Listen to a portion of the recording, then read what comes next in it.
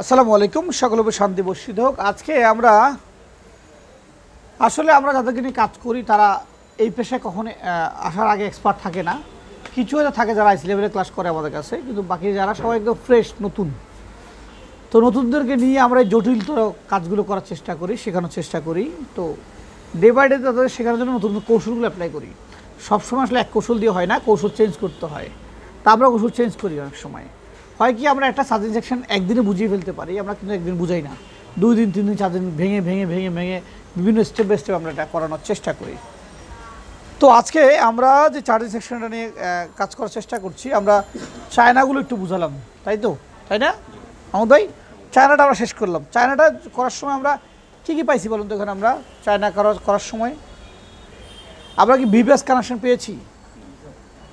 বিবাস পাইছি না? বিবাস পেয়েছি তো। চার্জিং যে পজিটিভটা সেটা হচ্ছে বিবাস, পাইছি না আমরা বিবাস? ওকে, নাম অনেক সময় নাম বলে অনেক সময় নাম পরিচিত মনে হয় না, সেই জন্য তো অনেকে না করে। যাই হোক, পাইছি আমরা বিবাস, তাই তো। বিবাস হচ্ছে চার্জিংয়ের পজিটিভ যেটা, সেটা তার নাম হচ্ছে বিবাস। লেখেন তো পজিটিভ ভাই, এই লেখছেন তো? লেখা আছে, আমি যদি সহজ করি একটু, লেখা আছে এই যে চার্জিংয়ের প্রথম যেই পার্ট যেখানে ঢুকবে তার নাম হচ্ছে কি? বিবাস। ওকে, এটা কি? চার্জিং পজিটিভ, মানে চার্জিংয়ের পিন যেখানে সংযুক্ত হবে, পজিটিভ কানেকশন যেখানে সংযুক্ত হবে, তার নাম কি? বিবাস। এই বিবাসটা আমরা মাদারবোর্ডে পেতে পারি টিভি পয়েন্টে। কোথায় পেতে পারি? এই গোল একটা টিভি পয়েন্টে। যদি কোনো কারণে লাইনটা কেটে যায়, লাইনটা উঠে যায়, সেক্ষেত্রে এই টিভি পয়েন্ট থেকে লাইনটা আমরা কী করতে পারি? আমরা লাইনটা টেনে নিতে পারি এই টিভি পয়েন্ট থেকে। ওকে, এরপরে গেল আপনার এইটা টিভি পয়েন্ট থেকে এরপর আসছে কোথায়? এটি কানেক্টরে। কোথায় আসছে? চার্জিং কানেক্টরে। চার্জিং কানেক্টর হয়ে কোথায়? চার্জিং কানেক্টর, তাই তো। চার্জিং কানেক্টর বলে ভুল হবে, এটা একটা মনে হয় প্যানেল, লজিক প্যানেল মিলে হচ্ছে যে যেখানে চার্জিংয়ের পিনটা হয়ে ওই রিবনটা হয়ে যেখানে আসছে। কোথায় আসছে? চার্জিংয়ের পিনটা হয়ে রিবন হয়ে মাদারবোর্ড যে কানেক্টরটা আসছে, সেই কানেক্টর কোনটা? সেই কানেক্টর কানেকশন, লাইক আমরা ধরে নিলাম আনুমানিক এটা। এরপরে সেই কানেকশনটা আসছে কোথায়? একটি ক্যাপাসিটরে। কোথায় আসছে?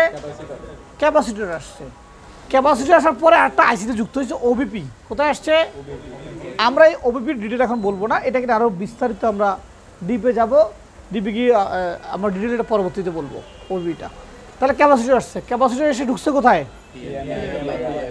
পিএম বা পিএমআইতে যখন প্রবেশ করেছে তখন এই চার্জিংয়ের ইনপুটটা ওখানে হয়ে গেছে।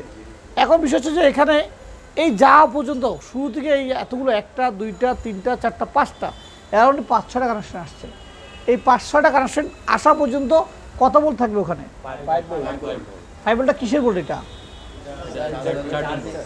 চার্জারের ভোল্ট, রাইট। এই পর্যন্ত ভোল্টেজের কোনো কী হবে না, পরিবর্তন হবে না। হয়তো তারের কারণে, কেবলের কারণে সামান্য 1 ভোল্ট সামান্য একটু উপরে কম বেশ হতে পারে, কিন্তু কী হবে না, এর যে কম হবে না, 4 ভোল্ট হবে না বা 4.21 এরকম হবে না। 5 ভোল্ট বরাবর চার্জার যে ভোল্টেজটা, সেই ভোল্টেজটা এখানে অক্ষত থাকবে। চলে আসছে কোথায়? পিএম বা পিএমআইতে। আসার পরে এর কাজ ভিন্ন কাজ। এটাকে নিয়ে আমরা ডিটেল আরও যাবো, কারণ এক ক্লাস এটা শেষ হবে না। এটাকে নিয়ে আমরা আরও বিস্তারিত করব। বিস্তারিত মিনস একটা চার্জিংয়ের কেবল যখন মোবাইলে লাগানো হয়, এই মোবাইলটা ভিতরে ইনিশিয়ালি বোর্ডটা ভিতরে অন হয়ে যায়। অন মিনস কি? চার্জিং দেখায় না? আমরা যখন চার্জারটা লাগাই চার্জিং দেখায় না? চার্জিং তার মানে কি? এই চার্জিংটা দেখানোর জন্য কী কী দরকার? তার ডিসপ্লেটা অন করতে হবে, ডিসপ্লেতে লেখা আসতে হবে, লাইট আসতে হবে, পাওয়ার সেকশন অ্যাক্টিভ হইতে হবে, সিপিইউ সেকশন অ্যাক্টিভ হইতে হবে। এটা মাদারবোর্ডের 80% বা 90% বা 95% সেকশন কী দিতে হবে? অ্যাক্টিভ দিতে হবে, কারণ না হলে লেখা দেখা যাবে না। তার মানে এখানে এই আইসির সাথে আরও কিছু পার্ট ভূমিকা রাখে, আরও কিছু পার্ট। এখানে দেখো, আমি যদি ডায়াগ্রামে দেখি, এখানে আমাদের টিভিতে দেখি, তাহলে কী দেখাবো আমরা? এই যে এখানে আরও কিছু জায়গায় ভোল্টেজটা কাজ করেছে। এখানে এই যে এখানে আরও কিছু জায়গায় কাজ করেছে এটা। হ্যাঁ, এটা পরে আসতেছি আমরা। যেহেতু চার্জিংয়ের কাজ করছি আমরা, চার্জিংয়ের সাথে আরও 2টা কানেকশন যুক্ত আছে। সেটা কি? Data cable plus, data cable minus. Data plus minus বা ডাটা কেবল সংযুক্তগুলো এখানে অবশ্যই কী করবে? কাজ করবে। সেটা নিয়ে এবং ওবিপি আইসি নিয়ে, এগুলো নিয়ে আমরা পরবর্তী সময় আবার পরের স্টেপ আলোচনা করব। তাহলে আমরা বুঝলাম কি, যে আমাদের চার্জিংয়ের ইন হওয়ার জন্য 1 নাম্বার কোথায় আসবে? পিনে আসবে। পিন থেকে কোথায় যাবে?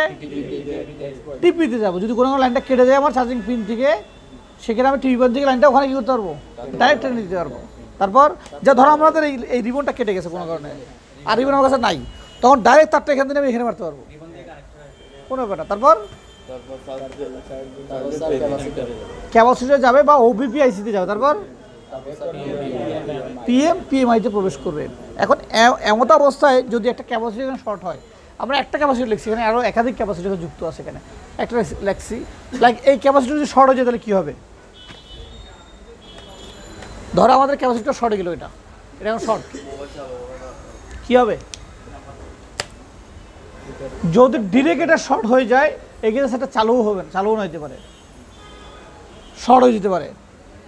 বা যদি এটা অর্ধ শর্ট হয়ে যায়, সেক্ষেত্রে চার্জিং কেবল লাগালে চার্জিংয়ের যেই চার্জার লাইট বন্ধ হয়ে যেতে পারে। অনেক সময় স্মার্ট চার্জারগুলো হওয়ার কারণে লাইট থাকে না, ওগুলো বোঝা যায় না চার্জ হচ্ছে না, যে আমরা অনেক পাই যে শর্ট থেকে চার্জিংয়ের সমস্যা হয়ে যায়। বিষয়টা বোঝা গেল? তো এই ধরনের অনেকগুলো ঘটনা ঘটতে যদি শর্ট হয়, এখানে শর্ট হলে সমস্যা, ওখানে শর্ট হলে সমস্যা, ওবিএসি শর্ট হলে সমস্যা, এটা শর্ট হইলেই এনারা কোনো ঘটনা এখানে ঘটে যাবে। তাহলে আমরা ইনটা বুঝলাম তো, তাই না? বুঝছি তো? বুঝি নাই কে? এমন কেউ আছে যে বুঝি নাই? আমরা ক্লাস শেষ করার পরে এই বিষয়টা নিয়ে আমরা নিজেরা ডিসকাশন করব।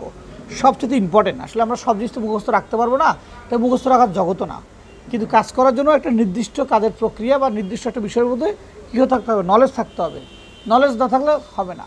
সার্ভিসিং জগৎটা অভিজ্ঞতা, যারা যত অভিজ্ঞতা নিয়ে এসছে তারা তত বেশি শিখেছে। ওকে, তো যারা আমাদেরকে দেখছেন, আসলে চার্জিংটা বিশাল ক্লাস, এটা আমাদের একটা অলরেডি টপিক হচ্ছে, সকাল থেকে আছে চার্জিং থেকে চলছে, এখন অলরেডি 2 ঘন্টার উপর হয়েছে চার্জিং সেকশনে আমরা এখন আছি, আরও থাকবে, আরও কাজ করব আমরা। যারা আমাদেরকে দেখছেন, আমরা 66তম ব্যাচের কার্যক্রম চালিয়ে যাচ্ছি, আমাদের ঈদের পরে শুরু হবে 67তম ব্যাচ। সবাই ভালো থাকবেন, সুস্থ থাকবেন, আসসালামু আলাইকুম।